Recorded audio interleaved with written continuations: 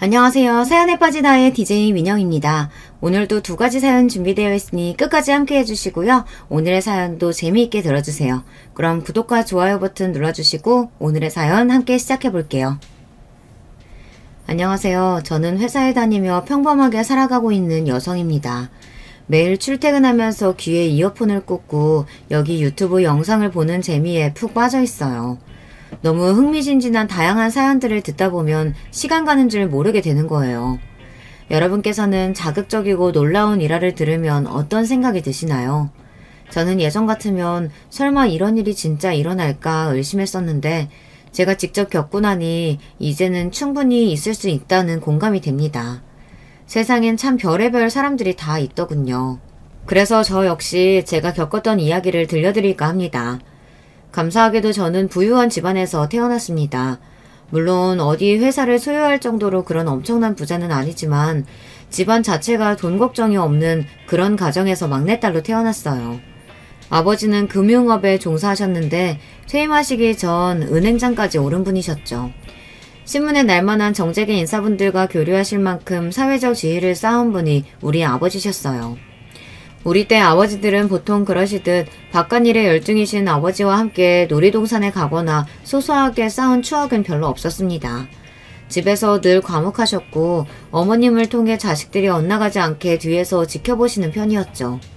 그래서 아버지와 친하게 지낸 딸이라고는 할 수 없지만 왠지 아버지가 든든하고 좋았어요.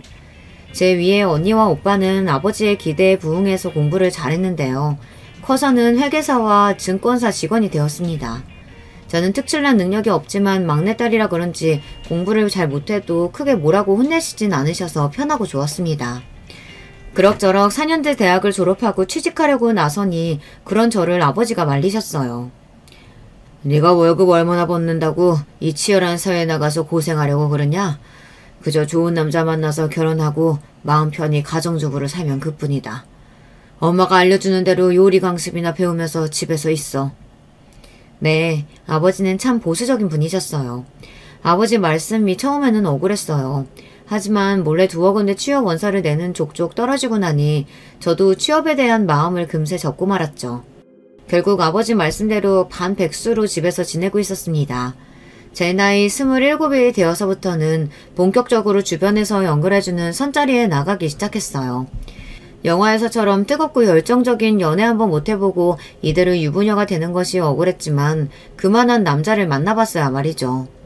하지만 선자리가 아닌 우연한 기회에 제 마음을 달아오르게 만든 남자를 만나게 됩니다.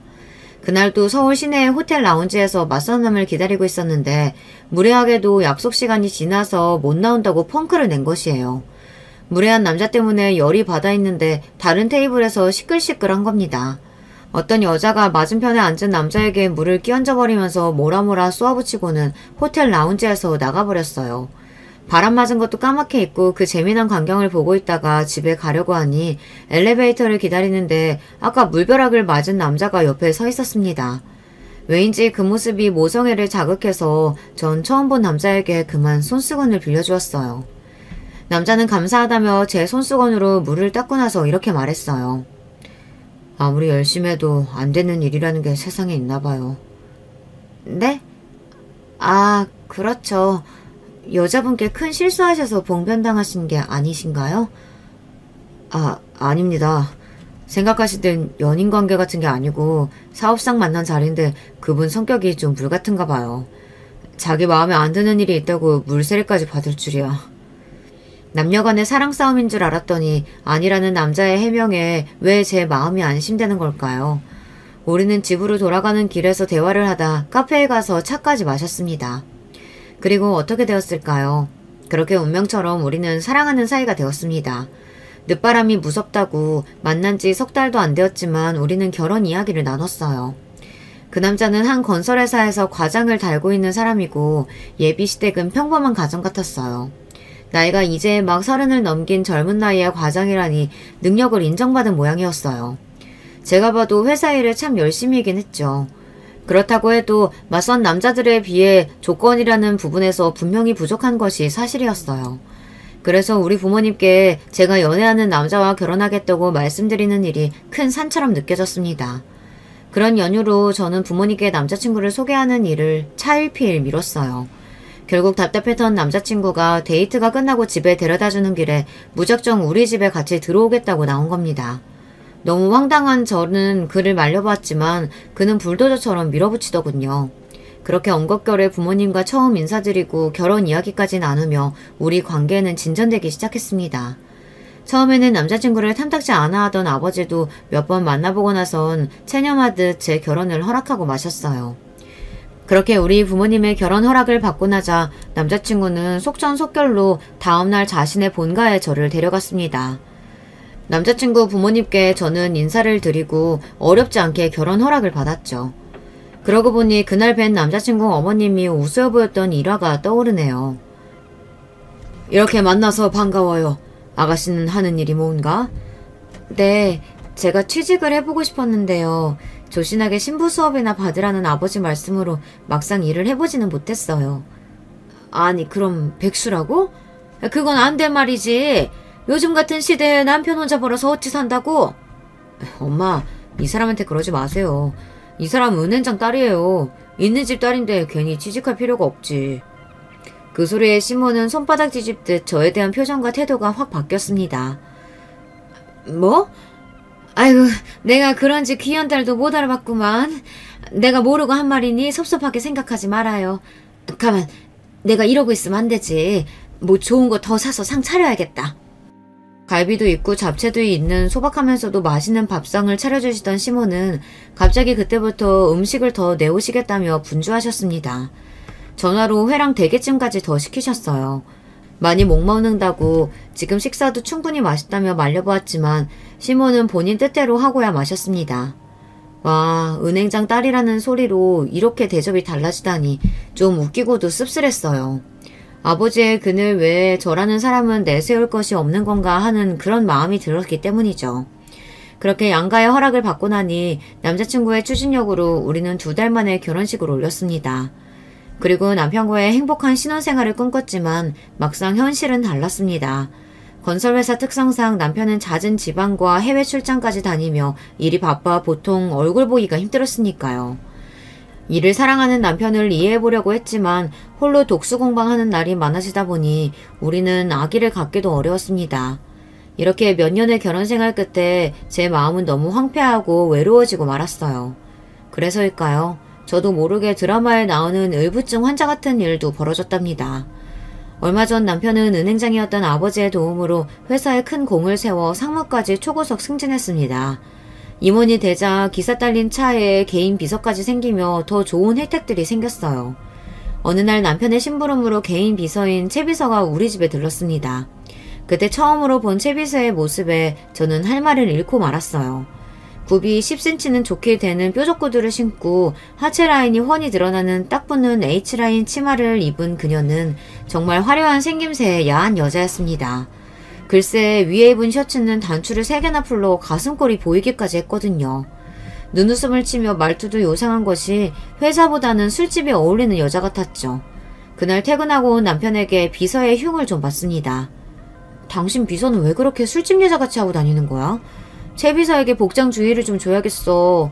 외부인이 보면 저런 비서 데리고 다니는 당신을 어떻게 생각하겠어요? 참나, 아줌마 생각하는 것 하고는. 그런 막장 드라마 좀 그만 봐라, 교양 없이. 최 비서가 과하게 예쁘고 섹시하지. 그래서 최 비서랑 나랑 뭘 어쩐다고 색안경 끼고 보는 거야? 어머, 당신 요즘 갈수록 말이 지나치네? 나는 경제인 안사람들끼리 모이는 연합회에서 총무도 맡고 있고 독서 모임부터 해서 교양이나 문화 쪽으로는 여러모로 당신 못지 않아요.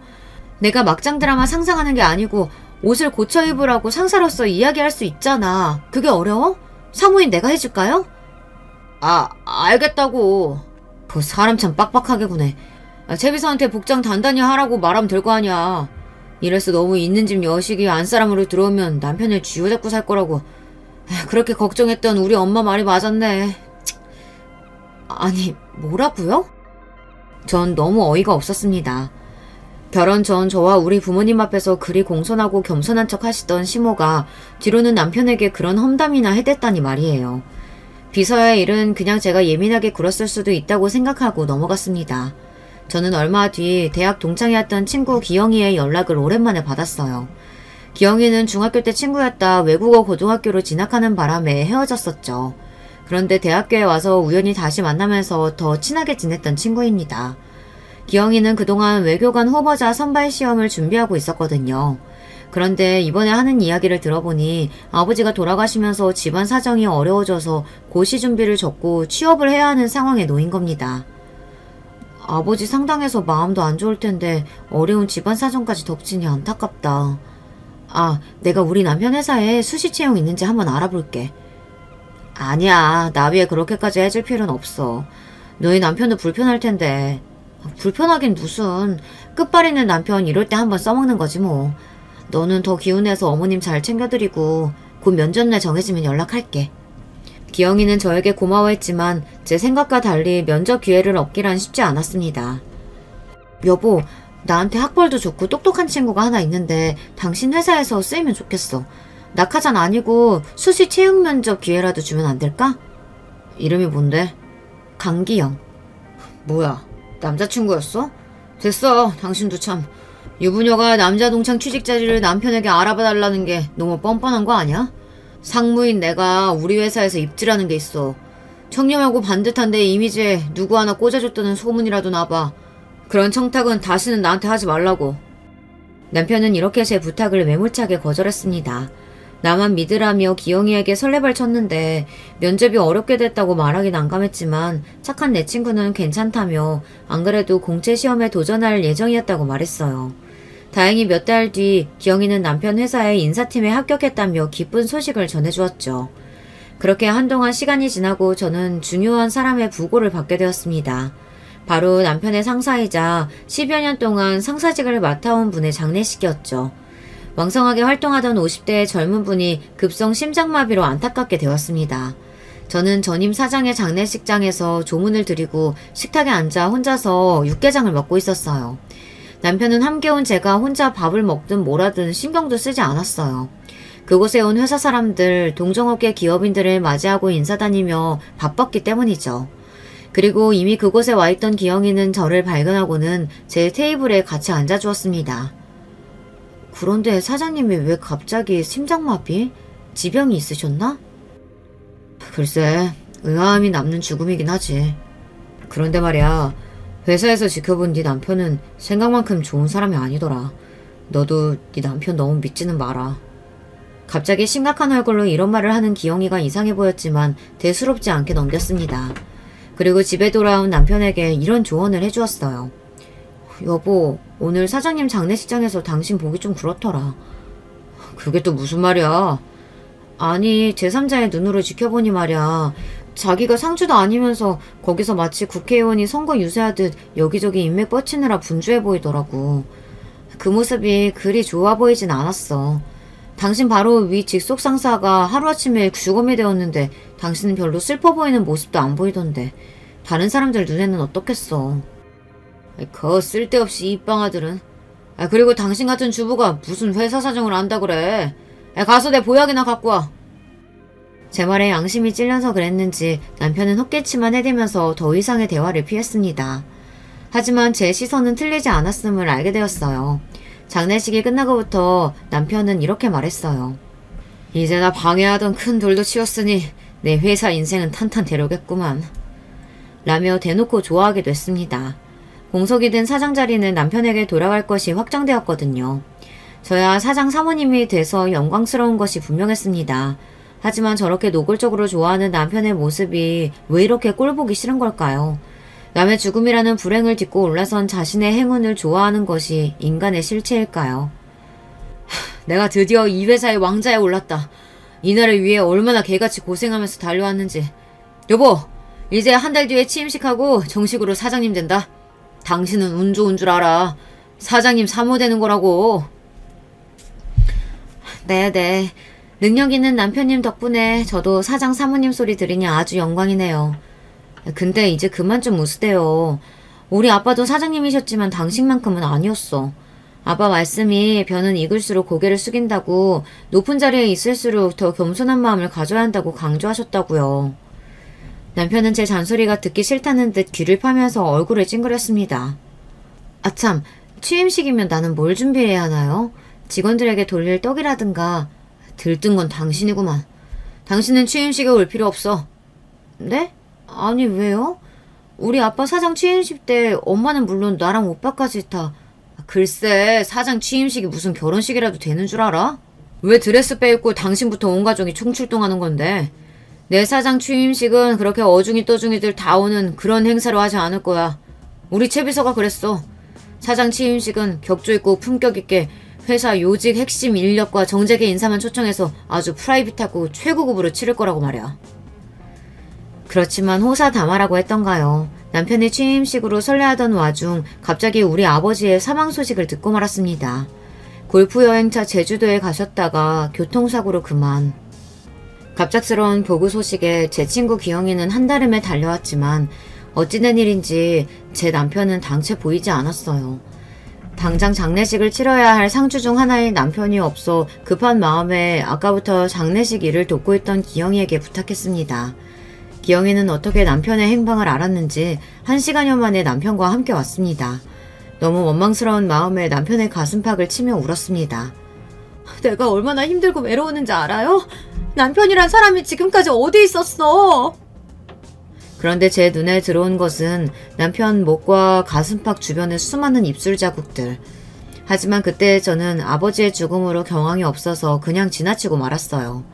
나의 든든한 버팀목이었던 아버지의 상을 치르고 겨우 정신을 추스리며 여러 날이 지났습니다. 바로 남편의 사장 취임식이 코앞으로 다가왔어요. 당신은 얼마 전 부친상도 있었고 하니 무리하지 말고 오늘 취임식에는 오지 마. 취임식 당일 이렇게 말한 남편은 콧노래를 부르면서 출근했습니다. 아직 저는 그 슬픔 속에서 벗어나지 못했지만 남편을 위해 의연히 일어나서 취임식에 갈 채비를 했죠. 취임식에 도착해 일부를 하는 동안 남편에게 아는 체하지 않고 인파 뒤에서 혼자 남편의 사장 취임을 진심으로 축하하고 있었습니다. 그리고 2부를 시작하기 전 쉬는 시간에 축하 선물을 들고 남편 앞에 나타나서 놀라게 해주고 싶었어요. 사장실에 혼자 있을 것 같아 사장 비서실로 향했습니다.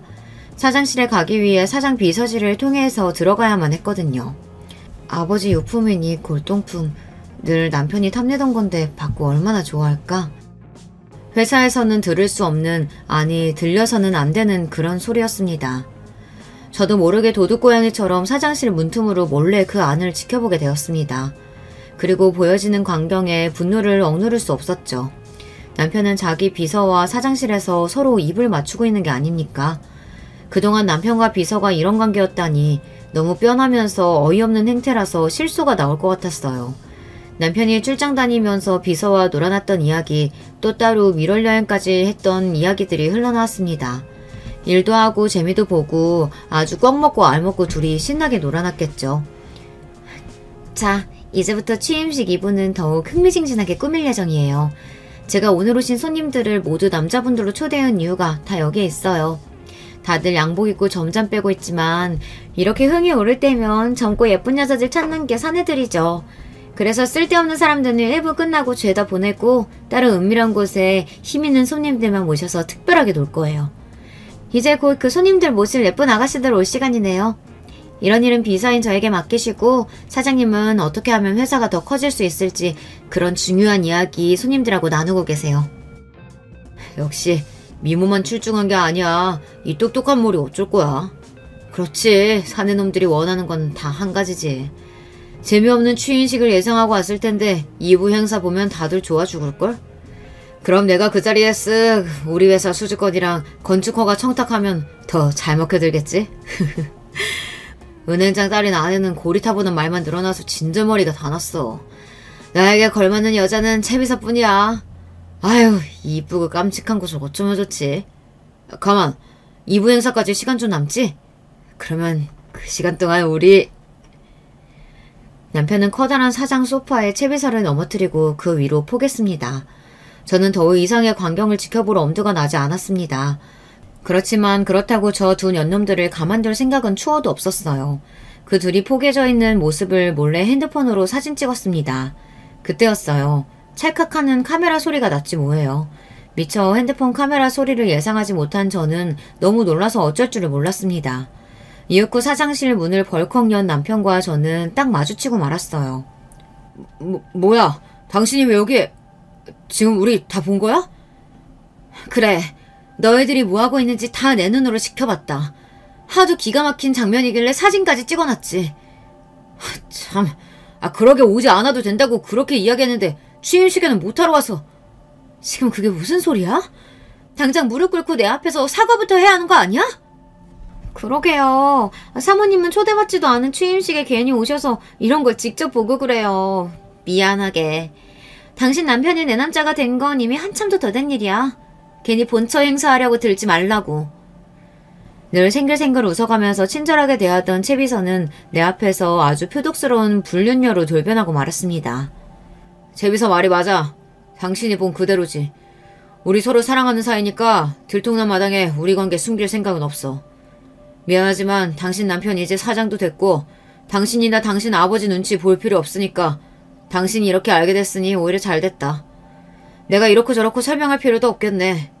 이제는 너같이 늙은 곰탱이는 필요 없으니까 이혼해. 남편의 불륜 광경을 목격하는 것만으로도 기야말 노릇인데 뻔뻔하게 굴며 제게 이혼을 종용하는 남편은 상상할 수도 없는 일이었습니다. 저는 하늘이 노래지는 것만 같았어요. 현실이 아니라 꿈만 같았죠. 그것도 최악의 악몽이요. 이제 막 사장님 대대 명성에 먹칠하지 않도록 품위 있게 이혼하자고. 내일 우리 쪽 이혼 변호사 연락할 테니까 괜한 싸움 일으킬 생각 말고 조용히, 아주 조용히 이혼하고 내 앞에서 사라져줘. 그러게요. 평소에 그렇게도 품위 있는 세무님이었으니까 기대할게요. 설마 하니 남편이나 불륜녀한테 모욕 주고 복수하고 뭐 그런 건 아닐 거라고 믿어요. 은행장 딸답게 조신하고 얌전하게 이혼 서류에 사인해주면 되겠습니다. 이혼하고 나면 나랑 바로 결혼식 올려야죠, 사장님? 입 아프게 뭐 당연한 말을 하고 그래. 내가 왜 굳이 지금 이혼하겠어. 우리 애인이랑 결혼해서 한 집에서 뒹굴고 살려고 하지. 믿을 수가 없었습니다. 내 앞에서 남편과 불륜녀가 하는 말이 이토록 짐승 같을 수 있을까요? 눈물이 쏟아질 것 같았지만 그들 앞에서 절대 눈물을 보일 수 없었기 때문에 황급히 돌아서서 나왔습니다. 그리고 그런 저를 보며 그 두 사람은 낄낄대면서 비웃어댔어요. 사장실에서 달려나오자마자 저는 친구 기영이를 찾았습니다. 기영이는 로비에서 어떤 사람들과 조용히 의논하고 있었죠. 기영아, 글쎄 남편이 말이지. 기영이는 함께 의논하던 사람들과 대화를 급히 마무리해서 보내고 저를 조용한 방으로 안내했습니다. 지금 사람들 보는 눈이 많아서 여기서 조용히 나한테 이야기해봐. 지연아, 왜 그래? 무슨 일 있었어? 나 보고야 말았어. 집에서 그 앙큼한 계집애가 남편이랑 사실 그렇고 그런 관계라는 거. 창피해 죽겠고 그들한테 화가 나서 지금 어떻게 해야 할지 모르겠다고. 기영이는 조용히 제 말을 들어주며 손수건으로 눈물을 닦아주고 있었습니다. 그리고 제 손을 잡고 자기 이야기를 하기 시작했어요. 지연이, 너에게는 내가 입이 10개라도 할 말이 없다. 정말 미안하지만 사실 전부터 네 남편이 비서와 그런 관계라는 거 알고 있었어. 솔직히 말하면 우리 비서질 사람들 모두 알고 있는 사실이야. 나도 처음에는 너처럼 내 남편한테 화가 났지. 네가 나한테 어떤 친구니? 그래서 내 나름대로 네 남편의 잘못을 캐면서 언젠가 저 남자를 끌어내려야겠다고 계획하고 있었어. 그러니까 지연아, 나만 믿고 내 계획 따라줄 수 있겠니? 응, 나 지금 기댈 곳이 너밖에 없다, 기영아. 너한테 다 믿고 맡길게. 제발 부탁해. 나 이렇게 만든 남편이랑 채 비서한테 복수해줘. 저는 지금 실신하기 직전의 상태라 격해지는 감정을 참고 조용히 집에 가야 했습니다. 그리고 엄마가 계신 집으로 가서 심신을 안정하면서 앞으로 어떻게 해야 좋을지 혼자 고민하고 있었어요. 그렇지만 기영이는 자신이 계획했던 일을 하느라 바빴습니다. 기영이가 무엇을 하고 있을지 궁금할 즈음 그는 우리 집 앞 편의점에 와서 맥주 한 캔을 두고 놀라운 이야기를 들려줬습니다. 알고 보니 채 비서의 실체는 꽃뱀이었다고 합니다. 남자를 후려서 돈이건 마음이건 다 착취해내는 그런 꽃뱀이요. 대학생 시절부터 술집 여자 일도 하고 돈 많은 남자들 등쳐먹고 사는 것으로 유명했다네요. 이 회사에 입사해서 다른 부서가 아닌 비서 자리를 꿰찬 것도 남편이 사장이 되면 사모님 자리를 자신이 꿰찰 속셈 때문이었습니다. 심지어 비서는 따로 5살이나 어린 잘생긴 남자친구도 함께 만나고 있었다는군요. 남편에게서 받은 돈과 선물은 일부 그 남자에게 흘러가고 있었으니 이 사실을 남편이 알고나 있는 걸까요? 그렇게 살아온 채비서니까 그 퇴폐적인 취임식 2부를 생각해낼 수 있었던 겁니다. 일반적인 경제인들에게 그 2부 행사는 말도 안 되는 일이었습니다. 그런 요정정치, 술집 청탁도 사실 옛날 일이고 지금은 큰일 날 일인데 채비서나 그것을 좋다고 한 남편이나 정말 수준 떨어지는 것들이 아닐 수 없었습니다. 그리고 취임식 2부에 대한 뒷말이 나왔다고 기영이는 이야기했습니다. 어디서 술집 아가씨 같은 야한 옷을 입은 여자들이 2부 행사장으로 들어와서 손님들 옆에 한 명씩 앉았다고 하네요. 의식이 있고 정상적인 사람들은 이미 기암에서 그 자리에서 물리치고 나와버렸고 그런 것을 좋아하는 부패한 사람들만 남아서 여자들과 음탕하게 놀았던 것이죠. 하지만 그 모습은 결코 그들의 뜻대로 은밀하게 남을 수 없었습니다. 기영이가 사전에 계획했던 대로 그 2부 행사장에 몰래카메라를 설치해둔 것이었어요. 그리고 남편은 물론 부패한 정재계 인사 그리고 술집 여자들까지 그들이 한 행태 하나하나가 고스란히 찍혔습니다. 그 촬영 영상을 빌미로 참석했던 인사들에게 기영이는 협박을 했죠. 저는 건설회사의 한 영심적인 직원입니다. 저는 우연히 신임 사장 취임식에서 이런 광경을 목격하고 공익을 위해 제보해야 하나 고민하고 있죠. 이 영상이 바로 언론사나 인터넷 게시판에 올라가는 것이 나을지 아니면 저와 협력관계를 이루는 것이 나을지는 영상을 보고 판단하시기 바랍니다. 이후 제가 드리는 요청에 협조해 주신다면 이 영상은 아무도 모르게 폐기할 것을 약속드립니다. 그 손님들은 가진 것이 많은 자들이었어요. 부와 권력, 아내와 자식들이 있는 가정까지. 이 영상 하나로 그 모든 것을 송두리째 앗아갈 수 있었기 때문에 그들에게는 그 무엇보다 두려운 존재였겠죠. 문자를 받은 몇몇 인사는 돈을 요구하는 거냐, 얼마면 되냐, 협박이 중재인 것은 아느냐, 너 콩밥 먹고 싶냐 이렇게 과격하게 나왔다고 합니다. 하지만 그런 자들조차 하루 만에 제가 어제 드린 연락에 머리 숙여 사과드립니다. 뭐든지 원하는 것은 들어드릴 테니 절대 영상을 풀어서는 안 됩니다. 이렇게 잔뜩 엎드려서 분부만 기다리고 있는 처지가 되었네요. 내 남편을 겪어보니 이런 똑같은 작자들도 한심하고 그들의 가족까지 불쌍할 지경이었어요. 저는 그 영상을 공개해서 그 가족들이 실체를 알았으면 했죠. 하지만 기영이는 저를 막아섰습니다. 안 돼. 우리가 감정적으로 나오면 모든 일을 그르칠 거야. 네 복수의 상대는 전 남편과 채비서라는 사실을 잊어서는 안 돼. 그 영상은 절대로 세상에 나와서 안 될 판도라의 상자지. 기영이의 말은 현명했습니다. 결국 저는 기영이가 하자는 대로 따랐습니다. 기영이는 그들이 애가 타도록 며칠 뒤에야 문자를 보냈습니다. 저는 지금 취임한 신임 사장의 부도덕하고 파렴치한 행태를 참을 수 없기에 그를 끌어내리려고 합니다. 그와 회사에 대한 약조를 하신 부분은 절대 들어주시면 안 됩니다.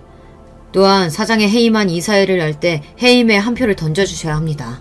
그리고 사장이 저질러온 횡령과 직원들에 대한 갑질 정황에 대해 정재계에 퍼뜨려서 아주 이 업계에서 매장될 수 있도록 협조해 주십시오. 전 돈이나 여타 다른 것은 필요 없습니다.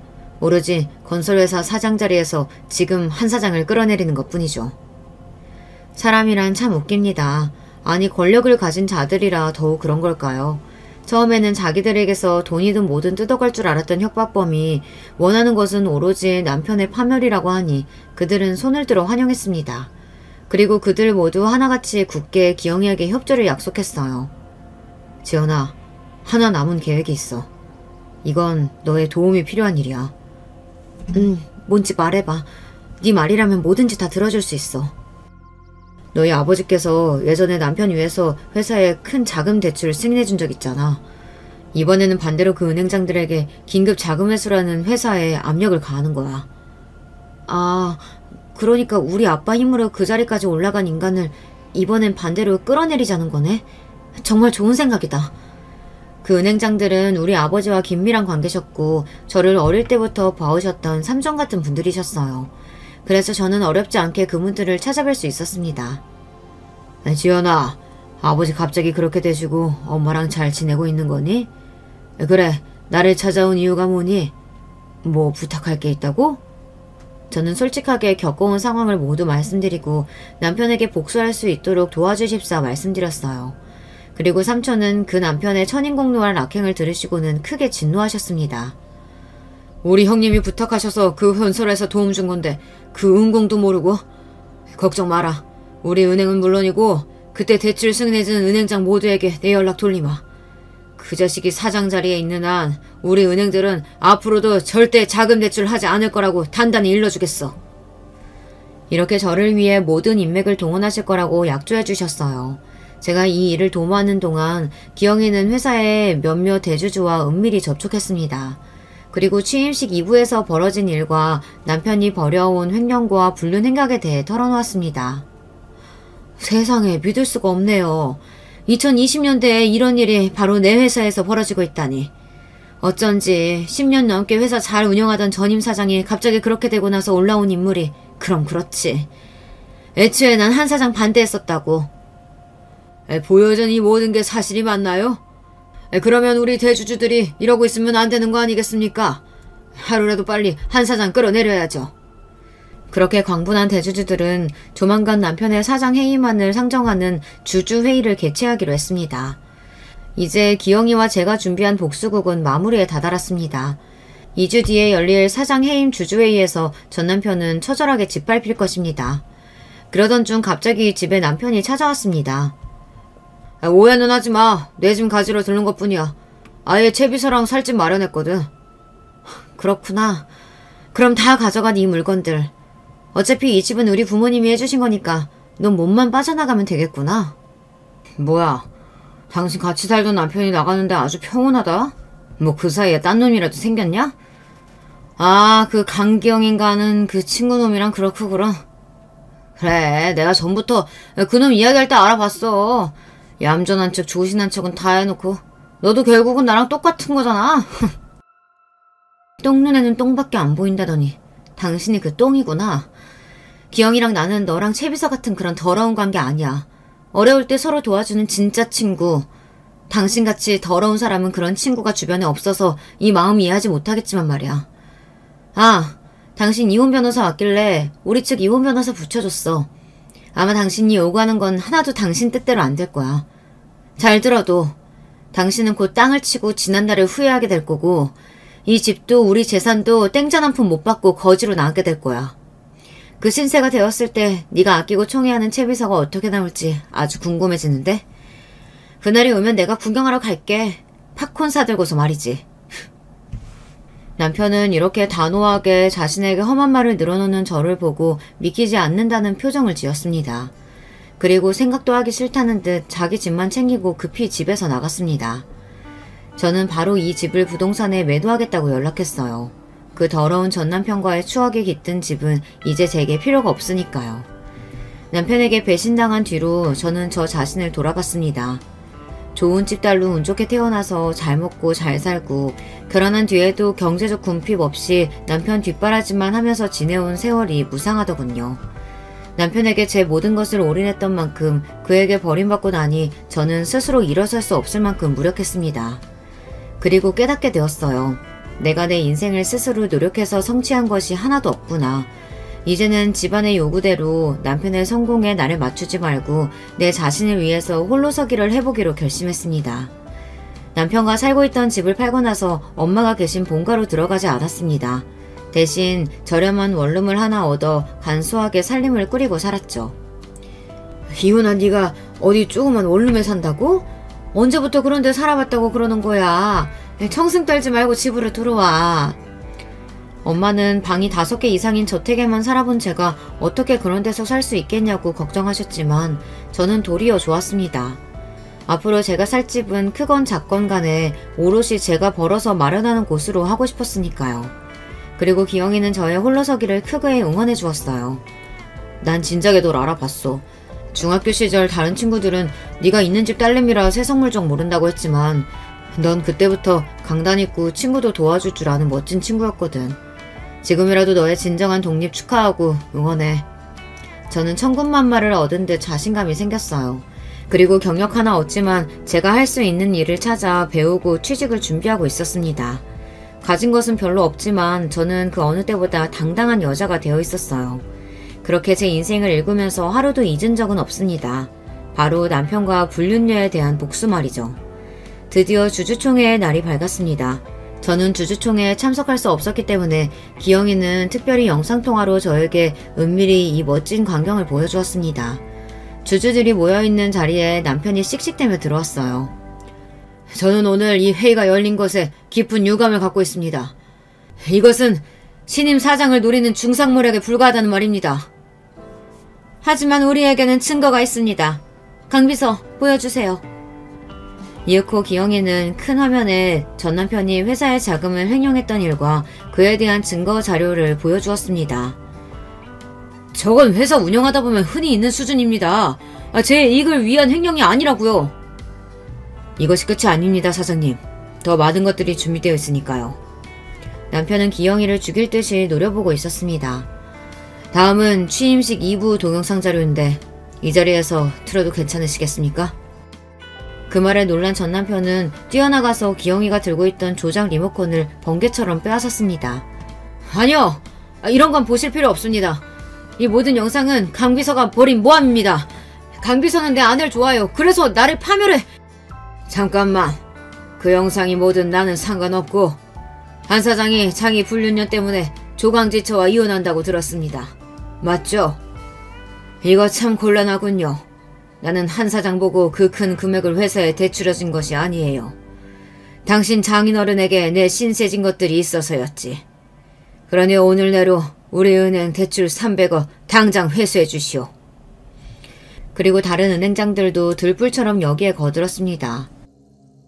아니, 이렇게 우리 회사에 대출해준 은행장들이 하나같이 회수하려 들면 우리 회사 부도나는 거 아닙니까? 그럼 큰일이죠. 은행장님, 저 한 사장만 끌어내리면 긴급 회수는 없던 일로 해주실 수 있겠습니까?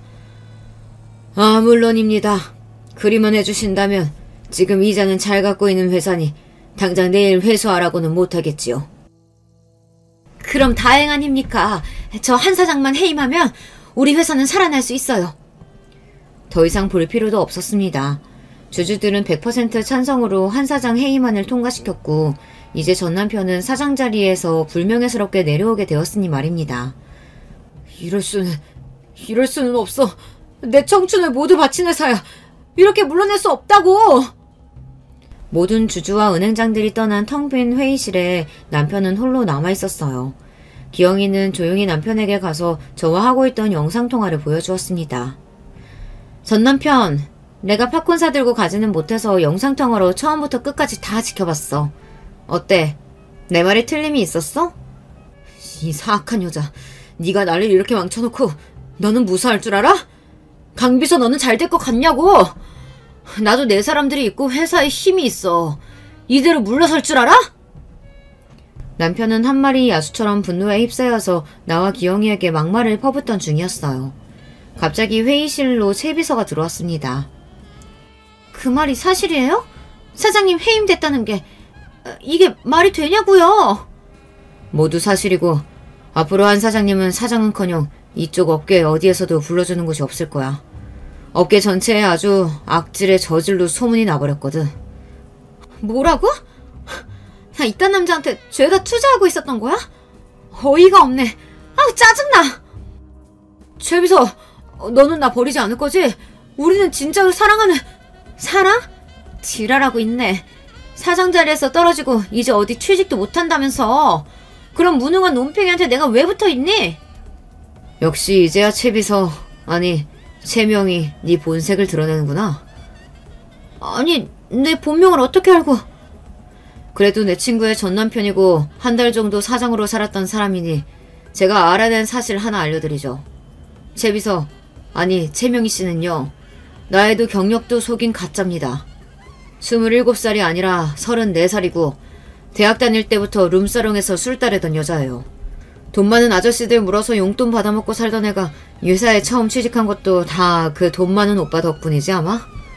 누구 돈 많고 멍청한 남자 하나 꼬셔서 팔자 고치려고 회사 들어왔겠죠.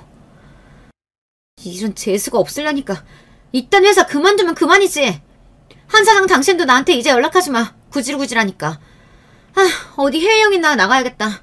스트레스 받아서 피부 다 상하겠네. 그리고 최 비서 혼자 호련히 떠나는 것이 아니겠습니까? 남편은 머리를 쥐어뜯으며 소리를 질러댔어요. 이 현실을 믿을 수 없어 몸부림을 쳐대고 있었습니다. 기영아, 그만 됐어. 이제 영상통화 끊자. 그런 전 남편의 모습을 끝으로 다시는 전 남편을 보지 않았습니다. 이후에 어느 날인가 저에게 전화도 걸었던 그이지만 저는 한 번도 전 남편의 전화를 받지 않았습니다. 목소리를 들어봐야 뭐가 좋을까요? 저에게 원망을 퍼붓고 욕하는 것을 듣기 싫었고 자신의 잘못을 뉘우치고 후회한다 해도 저는 그에게 요만큼의 여지를 줄 생각도 없으니까요. 어느 날인가 시모가 연락해서 저에게 자기 아들의 인생을 파탄냈다며 저에게 온갖 욕과 저주를 퍼부었죠.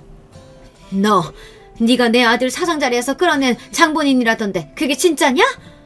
그러고는 못 산다. 내가 부적 써서 너에게 저주 퍼부을 거야. 내 아들 신세 망친 네 앞길도 절대 순탄치 않을 거라고. 잘난 아들 하나 보고 사시는 평범한 어머니이니 제가 얼마나 미워 보이실까요? 전 남편의 불륜과 저에게 했던 잘못은 그저 시모에게는 티끌과 같겠죠. 그래서 이러쿵저러쿵 설명도 드리지 않고 조용히 말씀을 듣다가 통화를 마쳤습니다. 이렇게 전 남편과의 파란만장했던 결혼은 끝을 맺고 말았습니다. 한때 누구나 부러워할 결혼도 하고 회사의 사장 자리에까지 올랐지만 한순간에 나락으로 떨어진 불쌍한 한 남자에 대한 이야기이기도 하죠. 그렇지만 그런 인간과 살아온 세월을 어떻게 보상받아야 할지 모르겠어요. 지금도 자다가 벌떡벌떡 깹니다. 제 청춘이 너무 아깝고 억울해서요.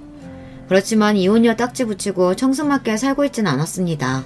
그렇게 기구한 저에게 얼마 전 축하받을 만한 일이 생겼거든요. 제가 가고 싶은 회사에 취직하게 된 거예요.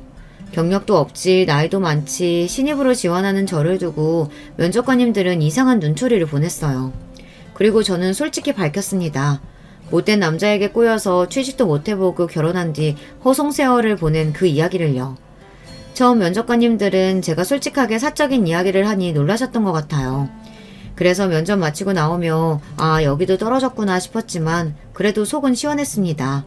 그런데 의외로 저에게 함께 일해보자고 손을 내밀어준 것이에요. 이 기쁜 소식을 우리 부모님 그리고 친구 기영이에게 전해주었습니다. 소식을 전한 다음날 저녁 기영이는 꽃 한 다발을 들고 제가 사는 원룸 앞에 찾아왔어요. 그리고 축하 저녁을 사주겠다며 저를 파스타 식당으로 데려갔죠. 내가 아직 능력이 부족해서 고급 레스토랑은 못 가고 대신 파스타 집에 왔어. 우리 고급진 지원이 입에 맞을지 모르겠네. 야, 장난치니?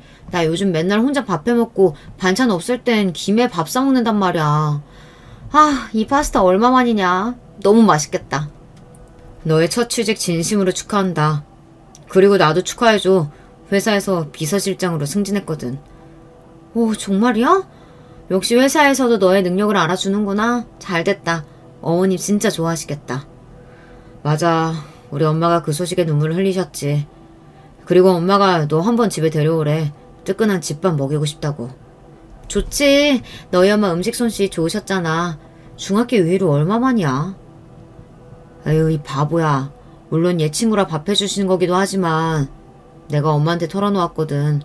우리 엄마도 이미 눈치채고는 있으셨지만. 저는 기영이의 말이 무슨 말인지 영문을 몰라 했습니다. 그리고 기영이는 저에게 첫 고백을 했습니다. 나 너 좋아한다고. 아니 옛날부터 너를 좋아했단 말이야. 그래서 엄마가 너 한번 보고 싶다고 하신 거야. 제가 눈치가 없었던 걸까요? 하지만 기영이는 저와 만나는 동안 조금 더 추근되는 남자가 아니었단 말이에요. 우리는 손 한 번 잡아본 적 없는 그냥 친구였는데 게다가 저의 더러운 이혼 과정을 지켜본 사람이 나에게 고백을 해주다니 믿을 수가 없었습니다. 그 뒤로는 파스타가 입으로 들어가는지 코로 들어가는지 기억도 나지 않고 가게를 나오자마자 서둘러 집에 왔어요. 가슴이 너무 쿵딱거려서 뭘 할 수가 있어야 말이죠. 집에 돌아온 뒤 기영이는 저에게 문자를 보냈어요. 지연아, 아까 너무 놀랐지? 너에게 부담 준 것 같아서 미안해. 하지만 난 오랫동안 숨겨온 진심이니까 언젠가는 네가 받아줄 거라고 믿는다. 그 뒤로 가끔 기영이와 연락하며 고백은 없었던 듯 친구처럼 대하고는 있지만 제 마음은 넘실대는 파도처럼 일렁였어요. 저도 아직 제 마음을 잘 모르겠어요. 그리고 전 이혼녀잖아요. 결혼도 안 한 기영이에게 언감생신 그건 못할 짓이니까요.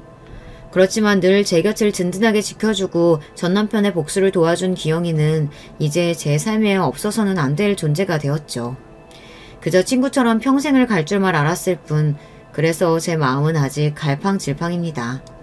사실 제가 여기에 사연을 보내게 된 것도 바로 이 고민 때문이에요. 주변 사람들과는 나누기 어려운 그런 민감한 일이니까요. 제가 기영이와 연인으로 만나는 것이 괜찮을지, 혹여 결혼까지 가도 너무 뻔뻔한 일은 아닐지 생각을 나눠주세요. 이혼녀와 미혼남의 결혼이라니 이렇게 욕을 하셔도 전 어쩔 수 없고요. 여러분들의 남겨주신 댓글을 찾아보고 제 마음을 잘 정해보고 싶습니다. 그럼 저는 여기서 인사를 드려도 될까요? 늘 건강하고 행복하세요, 구독자님들. 안녕하세요. 저는 얼마 전 인천으로 이사를 해서 새로운 일상을 기대하고 있는 여성인데요. 이사를 해서 그런가 제 지난 날들을 문득 돌아보게 되었어요. 후회하면서 살지 않는 것은 불가능하다고 하지만 아무리 생각해도 지나간 날들 속의 선택이 후회되어서 가끔씩 허탈해지네요. 제가 어느새 팬이 되어서 애청하고 있는 채널에 제가 겪은 일을 보내면서 제 안의 허탈함, 후회도 날려버리고자 하는 소망이 있네요. 어디 가서 제 이야기를 자세히 떠들어본 적은 없어요. 너무 창피하고 부끄러워서 그랬죠. 저는 나이 30이 되던 해 일기예보에도 없었던 비가 갑작스레 내렸던 초여름의 어느 날에 결혼식을 올렸었답니다. 지금 생각해보면 그렇게 운이 따라주지 못했던 날씨마저 미래를 예견해주는 장치였나 싶네요. 남편하고는 3년여를 사귀었어요. 정말로 3년 기간을 꽉 채워서 연애한 건 아니었고요. 남편이 지방으로 근무지를 1년 옮겼던 적이 있었기 때문에 이 1년은 장거리 연애하는 사이였죠. 뿐만 아니라 제가 반년간 일본에 가서 일을 하기도 했었네요. 그래서 사실상 마음만 먹으면 언제든 얼굴을 볼 수 있을 정도로 가까운 연애는 1년 반 정도를 했다고 봐야 하는 것 같아요. 제가 이 이야기를 왜 드리는가 하면요. 우리나라는 아직 동거의 보수적인 사회잖아요. 그럼에도 젊은 사람들 중에서는 결혼 전에 동거를 해봐야 상대의 진면목을 알 수 있다, 이렇게 생각하는 경우가 많다는 거죠. 이게 왜 그렇겠나요? 같이 살아봐야 데이트만 해댔던 연애에서는 몰랐던 진짜 백이 상대의 모습을 안다는 거예요. 심지어 저는 남편하고 장거리 연애를 했던 기간이 꽤 되었기에 상대를 잘 몰랐어요. 바보같이. 오히려 다른 측면에서 생각을 했죠. 멀리 떨어져서도 이렇게 서로에 대한 애정이 식지 않고 만나면 싸우지도 않고 교제를 잘 하는데 결혼해서는 얼마나 더 잘 지낼까? 아무래도 오빠하고 나는 천생연분인 것 같아. 그렇지 않고서야 이렇게 평온한 사이를 벌써 3년 가까이 유지하는 게 말이 돼? 와, 신기하다. 나도 맨날 그런 생각하고 있었는데 우린 어쩜 이렇게 서로 싸울 일도 없이 잘 맞을 수가 있지? 우리 그냥 더 시간 끌지 말고 결혼할까? 남편이 장난스럽게 꺼냈던 결혼이라는 말, 그게 시작이었어요. 그걸 기점으로 저희는 결혼을 준비하기 시작했었죠. 그러나 연애하고 결혼은 천지 차이, 그야말로 하늘과 땅 차이였어요. 저는 결혼을 하고 나서야 어째서 결혼은 미친 짓이다라는 말이 오죽하면 있는지 알게 되었습니다. 당시에는 솔직히 자존심 때문이라도 결혼을 후회하지 않으려고, 제가 한 선택에 불만을 갖지 않으려고 꾸역꾸역 좋은 쪽으로 어떻게든 생각을 했었는데요. 그런 억지 노력도 한두 번이지 매번 사람을 돌아버리게 만드는 남편 때문에 도저히 계속 그럴 수가 없었어요. 결혼 전에는 싸울 일도 없었던 남편하고 제가 갑자기 치고받고 싸우기라도 했냐고요? 차라리 그런 거라면 나았을 것 같아요. 치사하게 남편이 먹을 것 가지고 쪼잔하게 굴면서 사람을 서럽게 만든 게 문제였기 때문이죠. 여성이라면 누구나 생리를 겪으니까 생리통에 공감하시는 분들 많으실 거예요. 제가 간혹 컨디션에 따라서 이 생리통이 엄청 심해지는 사람이었는데요. 밥도 안 넘어가고 빈속에 계속 헛구역질을 하는 수준이었어요. 생판 남이라도 얼굴이 창백하게 질려서 그렇게 아파하고 있으면 신경 쓰이지 않나요? 그게 보통 아니에요? 그런데 남편은 너무 특이한 사람이었습니다. 나 집에 온 것도 모르고 이불 속에서 끙끙 앓고 있네. 당신 또 생리통인지 뭔지 그거야? 일하고 돌아와서 피곤해 죽겠는데 마누라가 죽상하고 있으니까 전혀 힘이 안 난다. 저녁밥도 안 해놓고. 그럼 난 뭘 먹으라는 건지.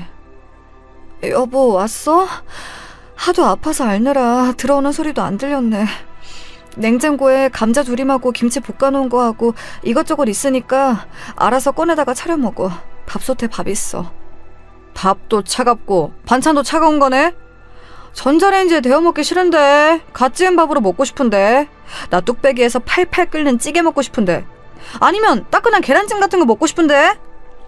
자꾸 그러고 싶다고 말만 하지 말고 여보가 직접 그렇게 해먹어. 난 하루 종일 물만 간신히 삼켰어. 힘도 하나 없는 사람한테 그런 거 말해봤자 소용없어. 그리고 여보만 이래?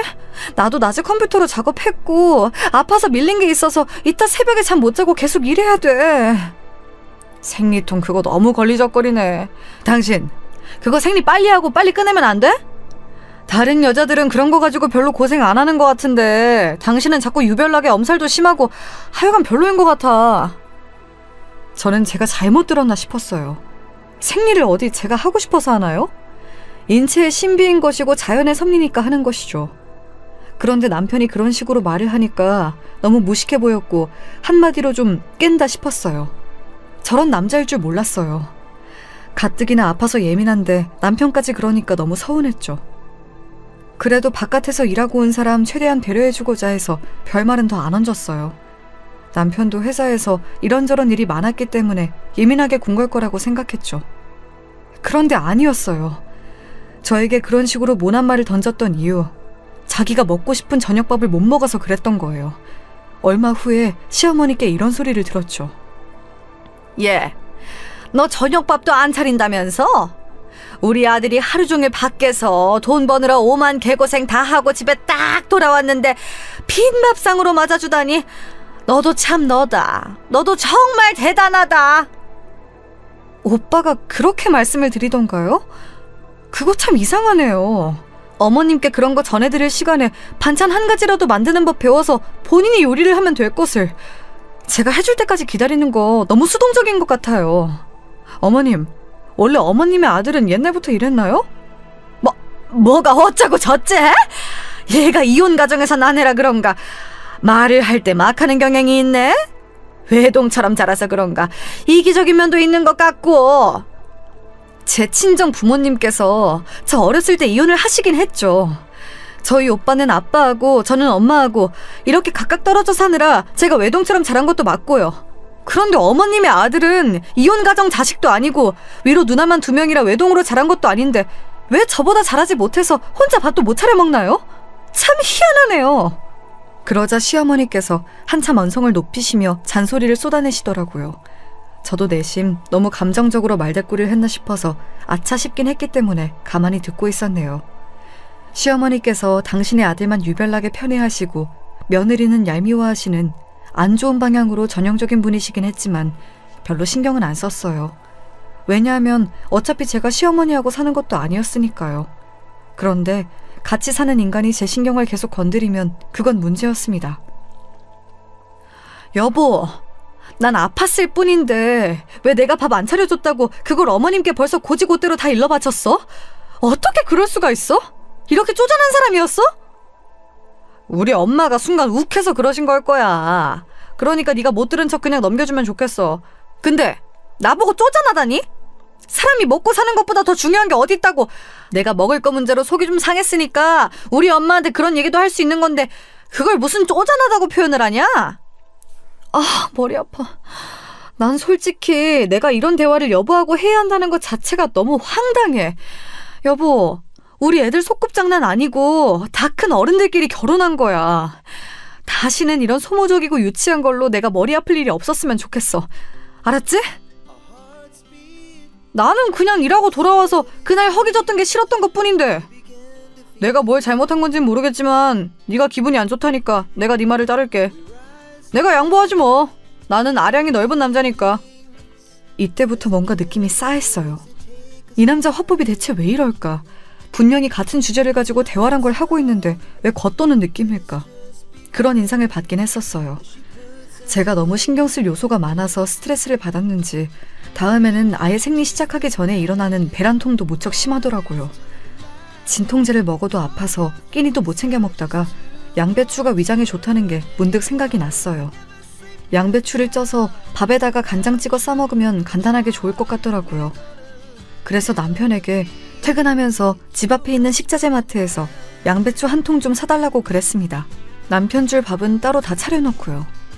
그런데 귀가한 남편의 손을 보니까 텅 비었더라고요. 여보, 양배추는 어디 있어? 설마 등에 맨 서류 가방에 들어있는 거야? 에이, 여기 양배추가 어떻게 들어가? 없어. 마트에 가보니까 양배추 전혀 없던데? 뭐라고? 아니, 지금이 무슨 양배추 대란이 일어난 것도 아닌데 그게 왜 없어? 그건 1년 365일 마트에서 취급하는 품목 아니야? 진짜로 마트에 없었어? 그거 신선 코너에 따로 들어가야 하는 건 알고 있지?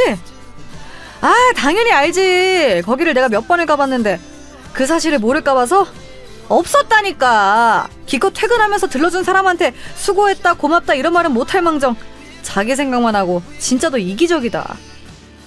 아무리 생각해도 이상했어요. 그래서 제가 아픈 몸을 이끌고 꾸역꾸역 그 마트를 가봤습니다. 그랬더니 떡하니 양배추가 쌓여있더라고요. 그거 결제하는데 얼마나 열이 받아서 손이 떨리던지 제가 남편에게 따졌죠. 왜 거짓말했냐고요. 그랬더니 남편이 저에게 뭐라고 그랬던 줄 아시나요? 뭐야, 본인이 직접 마트 가서 양배추 사면 되는 거였는데 피곤한 나를 시켜 먹으려고 했던 거였어? 아주 무서운 여자네. 내가 거짓말을 하기에 앞서서 당신이 먼저 치사하게 굴었으니까 서로 감안해서 없던 일로 해. 내가 양보할게. 양보해서 그냥 없던 일로 하자는 거야. 도대체 어떻게 하면 그런 해괴한 결론이 나온단 말인가요? 제가 너무 황당하고 어이가 없어서 한참을 그 사건을 곱씹었어요. 연애할 때는 왜 이 남자가 이토록 독특하게 이상한 사람인 걸 몰랐을까 하는 후회로 자책도 하였죠. 제가 너무 눈치가 없고 아둔한 사람처럼 느껴졌기 때문이에요. 이상한 건 남편인데 반성은 제가 하고 있는 이 황당한 상황은 날이 갈수록 더 정도가 심해졌습니다.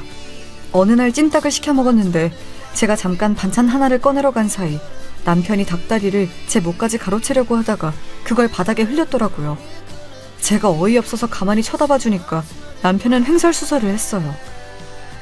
닭다리 부위가 기름이 져서 몸에 안 좋대.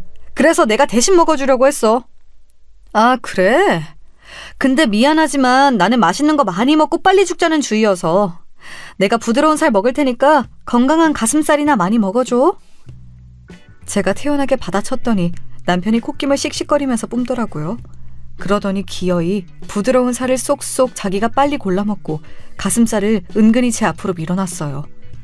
단팥빵 여러 개 든 걸 사왔더니 팥들은 부분만 싹 중점적으로 먹고 테두리만 지저분하게 남겨놓은 걸 보고 제가 기겁했습니다. 살다 이렇게 매너 없는 사람을 처음 봤어요. 삼겹살을 같이 구워 먹잖아요. 그러면 오돌뼈 있는 부분들은 기가 막히게 골라내서 제 앞으로 밀어줬습니다. 자기는 부드럽고 맛있는 부위만 먹었죠. 무슨 남자가 이렇게 찌질할 수가 있는지 저는 매 순간 믿어지지가 않았습니다. 그뿐만 아니라 같이 대형마트라도 가서 장을 보면 자기는 먹고 싶은 거 싹 다 카트에 담으면서 제가 뭐 하나라도 고르기라도 하면 얼마나 눈치를 주면서 한숨을 땅이 꺼져라 쉬는지 몰랐어요. 그런 거에 계속 반응해주자니 이런 남자랑 결혼한 스스로가 비참해져서 제가 참았을 뿐입니다. 이악 물고 애써 이걸 어떻게 사람 만들어서 데리고 살까 고민하던 어느 날이었어요. 일이 터지고 말았죠. 모처럼 금요일에 저도 아무 일정이 없었고 남편도 그날 연차를 쓰게 되었어요. 대기업이 아니라서 그런 건지 어쩐 것인지 쌓여있는 연차를 소진하라는 압박이 들어왔던 거였죠. 요즘 업무도 안 밀리는 때라서 연차 쓰기에 너무 아까운데 위에서 자꾸 압박을 주니까 별 수 없네. 그래도 주말하고 붙어있는 금요일에 쓰기로 했으니까 그나마 덜 억울해. 당신 혹시 금요일에 따로 할 거 있어? 아니, 별일은 없는데 엄마가 한번 여기에 들르고 싶다고 하셔서 금요일에 오시라고 할까 나 혼자 생각 중이었어. 장모님이? 아니 뭐 오시는 건 상관이 없다지만 왜? 특별히 오실 일이 있나? 특별한 일이 있어야지만 오는 거야? 엄마가 요즘 주변에서 고춧가루하고 매실 엑기스 이런 걸 많이 받으셨대.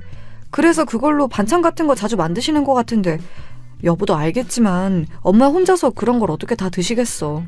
기껏 만드셔도 혼자 다 못 드시니까 이웃집들하고 나눠 드시는 것 같더라. 뭐? 혼자 소진을 다 못 하시니까 그걸 이웃집하고 나눠 드신다고? 와, 얘기만 들어도 너무 아깝다. 당신 장모님한테 그런 손수 만드신 반찬들 다 보관 잘 하셨다가 우리 좀 달라고 당장 말 좀 드리지 않고 뭐 했어? 엄마가 나한테 그런 얘기를 매일같이 시시콜콜 하시는 건 아니니까 나도 몰랐지. 엊그제 통화하면서 이런저런 대화 나누다가 알게 된 거야. 그래서 내가 안 그래도 반찬 우리한테 주시면 잘 먹을 것 같다고 그런 이야기 드려놨어. 아, 그래? 잘했네. 그러면 이번에 오실 때 반찬들 가지고 오시겠네? 나 좋아하는 반찬도 이왕 오시는 김에 만들어서 가져오시라고 하면 안 될까? 당신이 지금 카톡이라도 얼른 남겨봐. 미역 줄기볶음하고 명태포 조림하고 이런 것들 나 엄청 잘 먹잖아. 당신은 이런 난이도 있는 것들 만들 줄 모르니까 장모님한테 해달라고 하자. 남편이 갑자기 신이 나서 떠들어대는데 저는 왜 이상하게 그 모습이 얄밉게 느껴졌을까요? 메추리알에다 소고기랑 꽈리고추까지 넣은 장조림을 먹고 싶다면서 입맛도 혼자 다시던데 그 대목에서 저는 약간 속이 울렁거렸어요.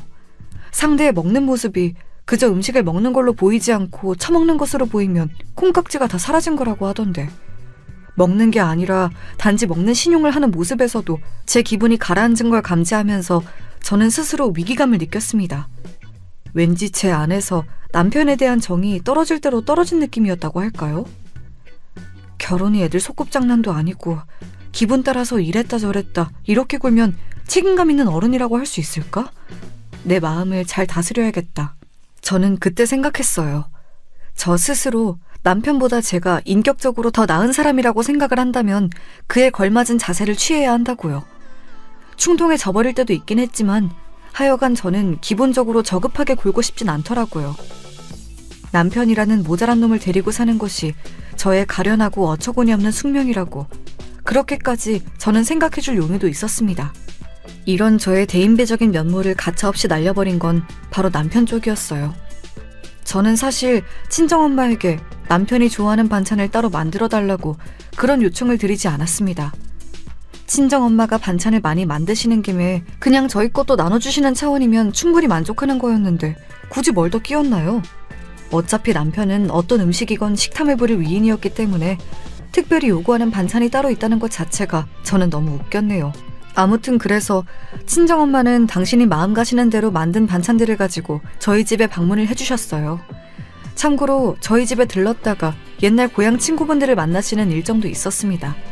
그래서 겸사겸사 오신 거였고요.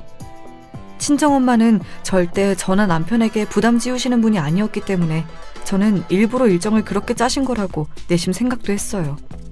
장모님! 저흰 이따가 근교에 새로 오픈했다는 베이커리 카페를 드라이브 삼아서 가볼까 하는데 같이 가시지요. 너무 바로 이렇게 그냥 가시겠다고 하실 줄은 몰랐어요. 그래요, 엄마. 친구분 만나시는 건 시간을 조금 뒤로 미루시면 안 돼요? 기껏 오랜만에 오셨는데 집 더 꾸며놓은 것도 구경하시고 주스라도 한 잔 드시고 그러셔야죠. 아이고 아니야. 집에 새로 인테리어 해놓은 거 있으면 네가 때마다 나에게 사진 보내줘서 다 봤잖아. 그리고 내가 민기적거리느라 집에서 늦게 나오는 바람에 이미 친구 만나러 가는 시각이 촉박해졌어. 지금 나가면 딱일 것 같아. 반찬이나 얼른 냉장고에다 바리바리 옮겨놔. 오는 길에 햇볕이 좋아서 혹시 반찬이 금방 쉴까봐 노파심이 들더라. 친정엄마가 너무 단호하게 말씀을 하시니까 제가 설득할 엄두가 안 나더라고요.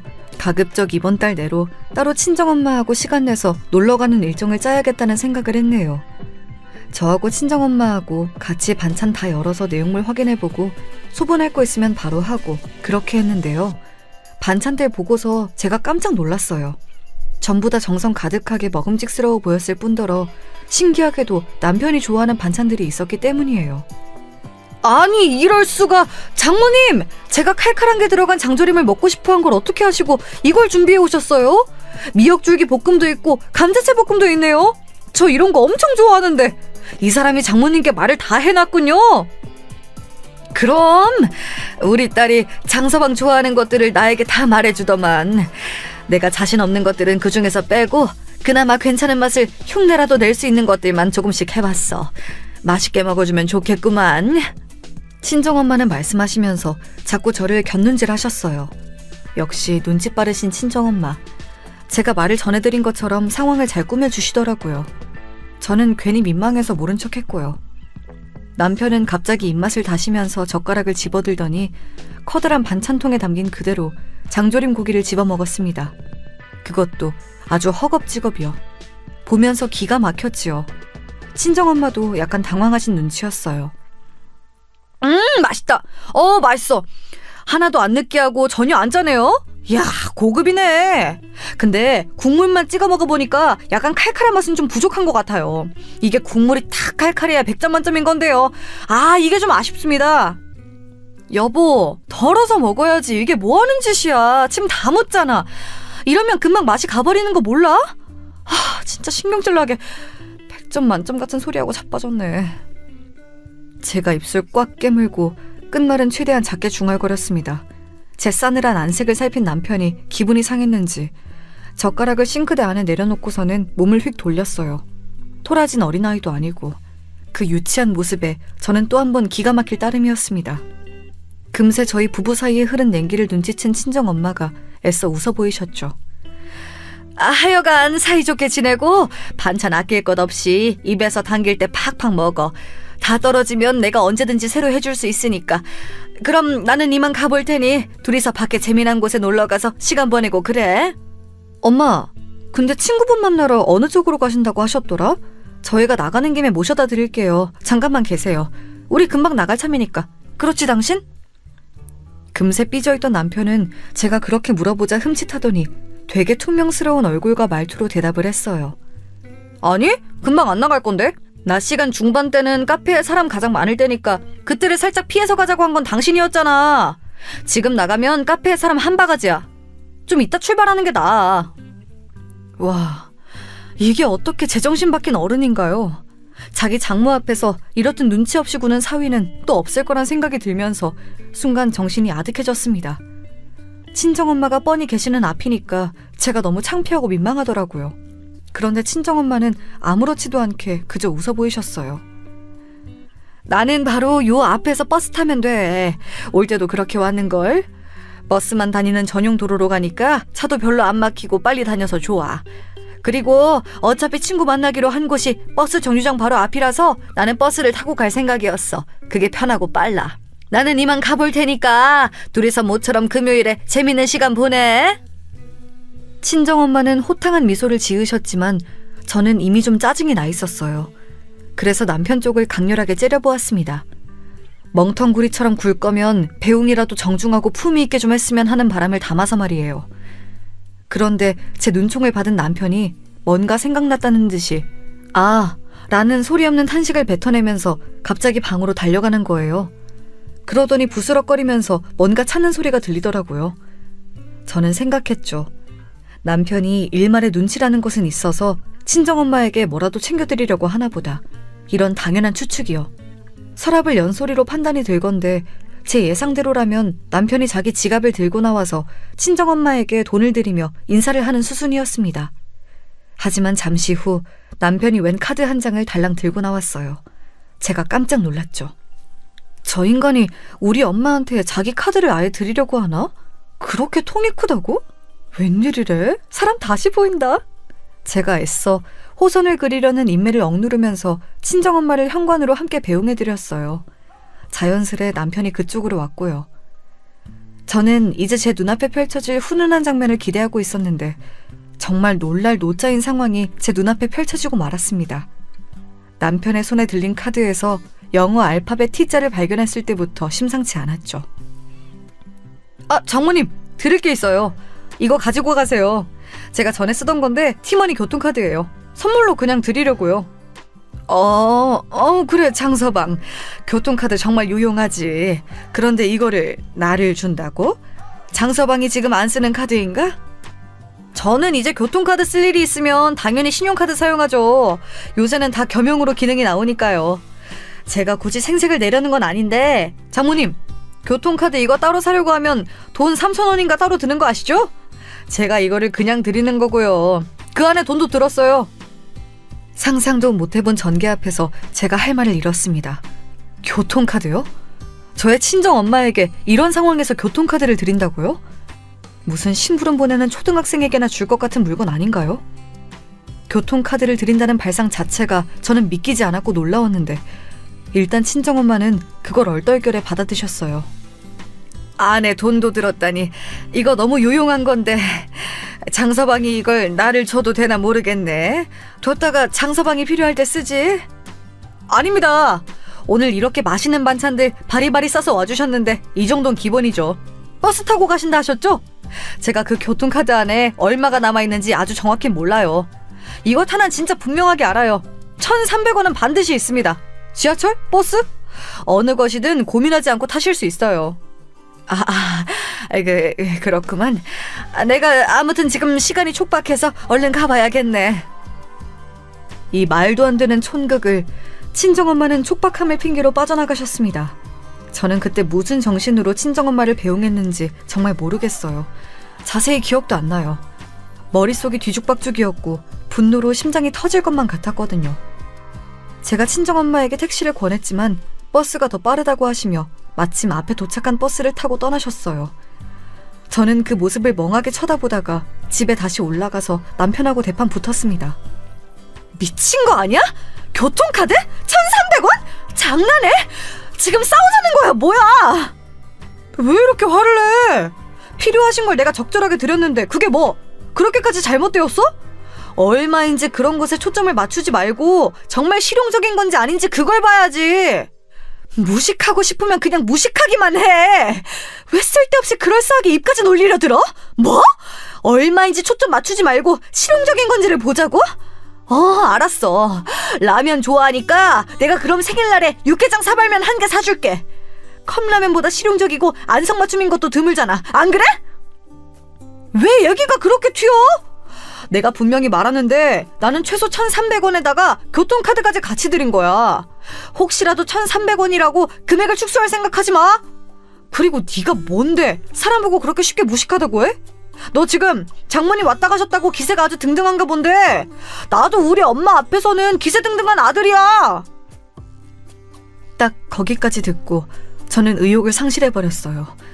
바보 천치를 이겨먹고서 기뻐하는 사람은 없잖아요. 똥이 더러워서 피하는 거지 무서워서 피하는 사람도 없고요. 그렇다는 생각으로 저는 남편 앞에서 고개를 절레절레 흔들었습니다. 제가 생각하고 판단한 것 이상으로 남편이란 작자는 엄청난 인물이었어요. 이렇게 찌질하고 그릇이 간장 종지만한 남자를 찾는 것도 참 힘들 것 같더군요. 어쩌다가 제가 이런 남자하고 결혼까지 하였는지. 통단의 웃음이 나왔습니다. 제가 허탈해서 자꾸 웃어대니까 남편이 혀를 끌끌 차더니 자기 검지손가락을 뻗어서 그걸 머리 위로 빙빙 돌리더라고요. 저보고 미쳤냐는 표시였죠. 진짜 어이가 없었습니다. 누가 누굴 보고 미쳤다고 하는 건가요? 내가 진짜 어쩌다가 이런 남자하고 평생을 살겠다고 결혼을 한 건지 내 발등 내가 찍었구나 싶어서 내 자신에게 혐오감마저 들 지경이야. 뭐라고? 너는 말을 뭐 그딴 식으로 하냐? 결혼해서 이득 본 건 너고 어디 가서 네가 나만한 남자를 다시 만날 수 있는 것도 아닌데 나는 네가 대체 뭘 믿고 이렇게 배은망덕하게 구는지를 모르겠다. 너 허세 좀 그만 부려. 제발 헛소리 좀 작작해. 배은망덕이 무슨 의미인지 대관절 알고나 쓰는 거야? 이 무식하고 저급한 인간아. 됐어. 이제 다 필요 없고 나는 너 같은 놈하고 더 이상 부부라는 이름으로 못 사니까 갈라서자. 식탐 부리면서 이기적으로 굴 때부터 알아봤어야 했는데 진작 이렇게 했어야 했는데 물은 내 자신이 너무 원망스러워. 고작 이런 일 가지고 갈라서자는 말을 하는 것 자체가 네 인성의 바닥을 보여주는 것 같다. 너는 왜 이렇게 성격이 더럽냐? 너 같은 성격 파탄자가 나하고 이혼하면 다시 결혼이라는 걸 할 수나 있을 것 같아? 남편이 저를 막 비웃더니 갑자기 걸려온 전화를 받으러 자리를 떠버렸습니다. 저는 지끈거리는 머리를 부여잡고 있었죠.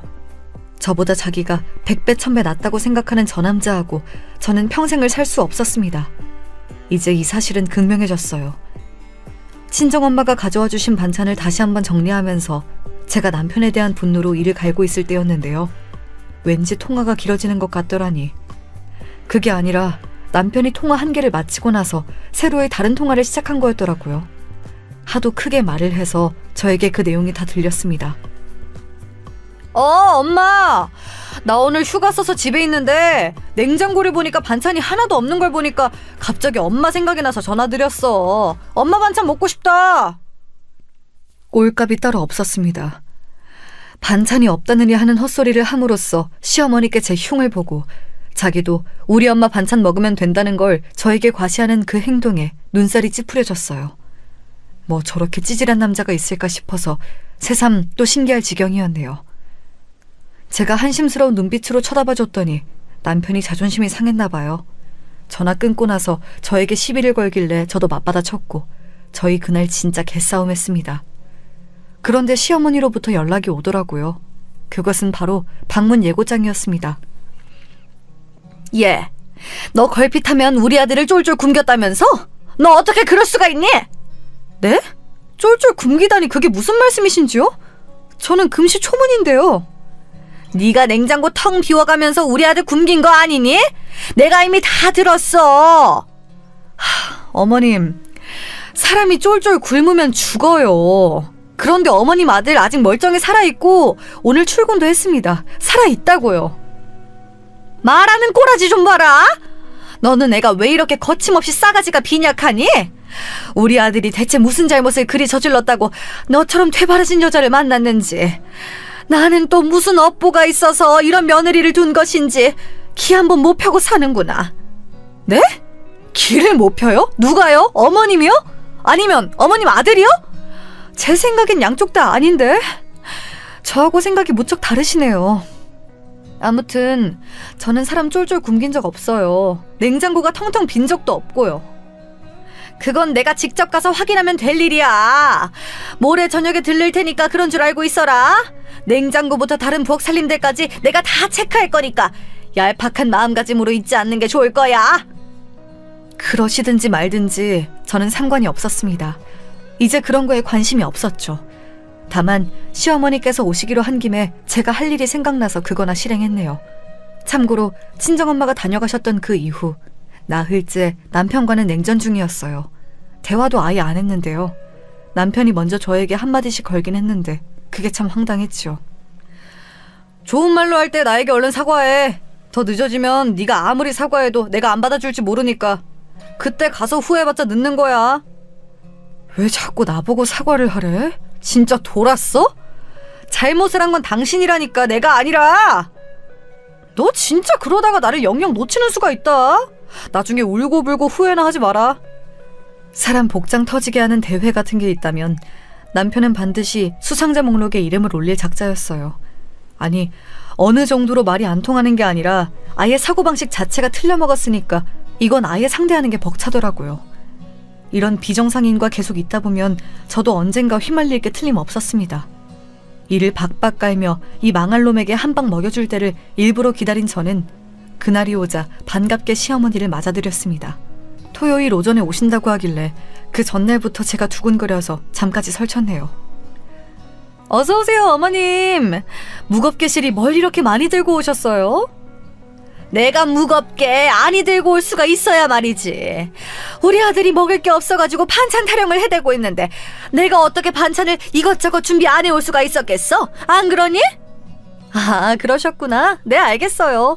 반찬 정리해두시는 건 둘이서만 하셔야 할 것 같아요. 제가 주말이라 약속이 있어서요. 지금 준비하던 도중이었는데 얼른 옷 갈아입고 나가봐야 하거든요. 뭐야? 이런 거 정리하고 나면 은근히 뒷정리할 게 나오기 마련인데 그걸 네가 안 하면 누가 한다니? 설마 우리 아들 보고 하라는 거야? 못할 건 또 뭔가요? 근데 어머님께서 계시니까 그냥 어머님이 하시면 되겠네요. 냉장고 안쪽 배치 어머님께서 마음대로 바꾸셔도 되어요. 저는 별로 상관 안 해요. 제가 룰루랄라 콧노래까지 살짝 흥얼거리며 옷을 갈아입으러 가자 부스스한 잠옷 차림의 남편이 어이없다는 듯이 저를 쳐다봤어요. 우리 엄마가 방금 오셨는데 너는 지금 놀러 나가겠다고? 이게 무슨 예의범절이야? 내 맘이지. 원래는 반찬 뭐 가져오셨는지 다 구경하면서 젓가락으로 침 묻혀가면서 맛보려고 했는데 약속에 있어서 나가는 바람에 못 그러는 게 살짝 아쉽네. 남편이 했던 못 배워먹은 행동을 말로 되돌려줬죠. 그러자 남편이 분하다는 표정을 지으면서도 대꾸를 못하더라고요. 저는 태연하게 옷을 갈아입고 나왔어요. 그러자 부엌에 있던 두 사람이 동시에 제 쪽을 노려보더라고요. 너 이것 좀 거들어주고 나가라. 진짜로 아무것도 안 하고 쓱 나갈 심사는 아니었겠지? 설마 하니 그렇게 싸가지가 바가지이려고? 가정교육을 그렇게 받진 않았겠지? 왜요? 그냥 나가버릴 심사 맞았는데요. 아 참! 대신에 어머님께 드릴 게 있어요. 제가 정리하는 거 못 도와드리고 오시자마자 외출을 나가는 대신에 어머님께 뭐 좀 드리려고 준비한 게 있거든요. 제가 밝게 웃으며 말하자 두 사람이 엄청 궁금하단 낯이 되어서 호기심 어린 눈빛으로 저를 빤히 쳐다보더라고요.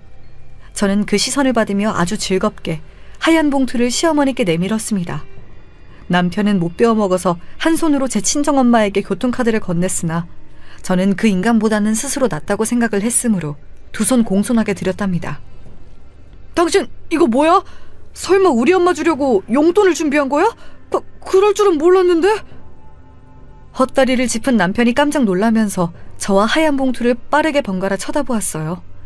저는 의기양양하게 웃을 따름이었죠. 시어머니께서 밝은 표정으로 봉투 안을 들여다보셨습니다. 용돈? 얘가 이 정도의 센스는 있는 애였구나. 용돈이라니. 어디 보자. 아니, 이게 뭐지? 웬 동전이 있는데? 300원? 1,000원짜리 한 장은 또 뭐람? 그리고 같이 든 이 종이는 또 뭐고? 여기 와주시는 수고, 또 가실 때 드는 수고까지 어머님을 위하는 마음으로 1,300원 준비해드렸습니다. 그리고 같이 든 종이는 어머님을 위한 제 자그마한 선물이에요. 펼쳐보시면 분명히 만족하실 거예요. 1,300원이라는 액수에 남편의 얼굴이 삽시간에 붉게 달아올랐는데 그 사이 시어머니께서는 홀린 듯이 멍한 표정으로 종이를 펼쳐보고 계셨습니다. 동시에 그 내용을 들여다본 두 사람이 소스라치게 놀랐죠.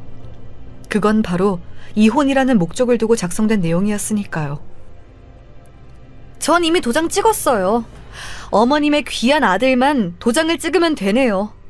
그러면 저희는 이제 이혼 성립이 되어서 남남이 될 거고요. 어머님께서는 무척 행복해지시겠죠. 어때요? 정말 좋아하시지 않고는 못 빼기는 엄청난 선물이지요? 이혼? 아니, 아무리 그래도 그렇지 이혼이라니. 이건 너무 갑작스러운데? 이혼을 요구하더라도 우리 아들이 하는 거지 어떻게 네 쪽에서 먼저... 저는 시어머니께서 충격에 신음하시거나 말거나 넋이 나가 있는 남편을 향해 카리스마 넘치게 외쳤지요. 어이! 나 밖에서 놀고 돌아올 동안에 제대로 도장 찍어 놔라. 설마 이제 와서 구차하게 나한테 매달리면서 이혼하기 싫다고 난리치면 진짜 가만 안 둬. 내 모든 것을 다 걸고서 당신의 사회생활을 망쳐놓을 거야. 알아들어?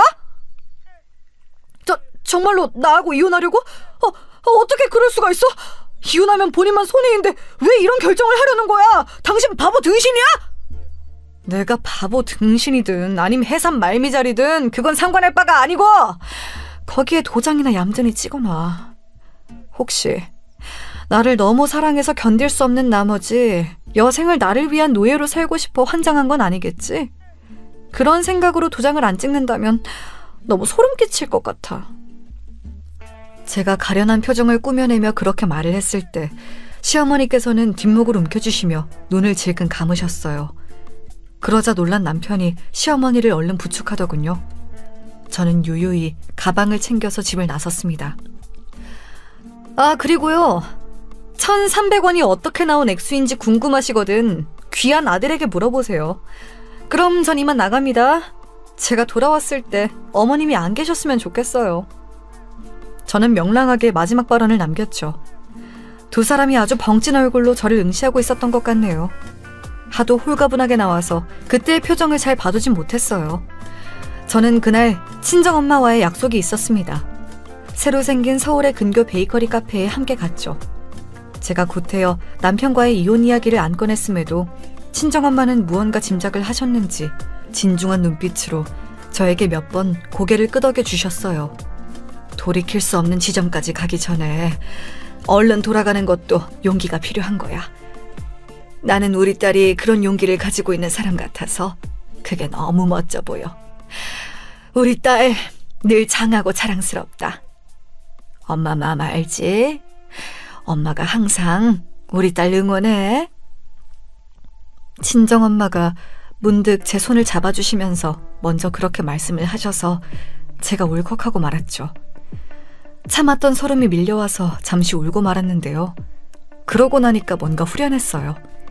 처음부터 끝까지 제 편인 존재가 있다는 사실이 너무나도 감사했습니다.